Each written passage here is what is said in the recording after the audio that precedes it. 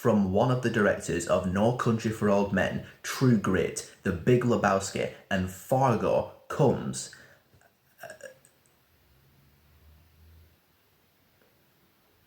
this being one of the Coen brothers is why I wanted to watch the film, because I generally like the Coen brothers films. The four films I just listed at the beginning are probably my favourite Coen brothers films. Even if it's just one of them, I wanted to see the new Coen brothers film. And I like a good road trip film.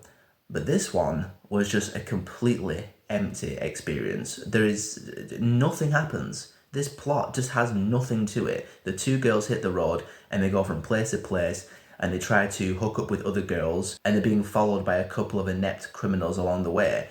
And that is quite literally the film up until the last 20 minutes where they finally figure out what's going on and there's a couple of confrontations and whatnot. But it is just a completely lifeless, completely uneventful road trip comedy.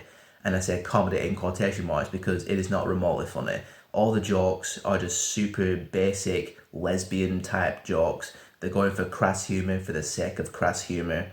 No brains, no backbone, no laughs. The two girls I felt had no chemistry with each other, and Margaret Qualley started to get on my nerves after a while. The whole southern drawl just felt a bit exaggerated, and after about 10 minutes of screen time, it started to grind my gears. And all of this emptiness is stitched together by the most horrendous scene transitions. The film feels like it was edited by an 11-year-old on Windows Movie Maker circa 2012, where the frame just kind of swooshes out of the picture and then swooshes back in and bounces around. They were clearly trying to bring some oddball, eccentric charm to the film, but it just annoyed me every single time they did it. Also throughout the film, there are these really random cutaways to this weird psychedelic acid trip imagery that's all the power within, the power within, that kind of vibe.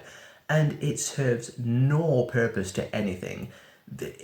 What even was the point of that stuff? Was it to just draw out the runtime so it's over a feature-length 80-minute runtime? Probably. I would not be surprised if Ethan Coen and his wife actually dropped acid whilst making this film. That would explain how it's so lifeless and has no momentum to it. So yeah, considering this was directed by one of the directors of No Country for Old Men, safe to say it was a disappointing film. But yeah, I don't know what they were smoking or what they were ingesting when they put this film together, because the entire thing just completely missed the mark.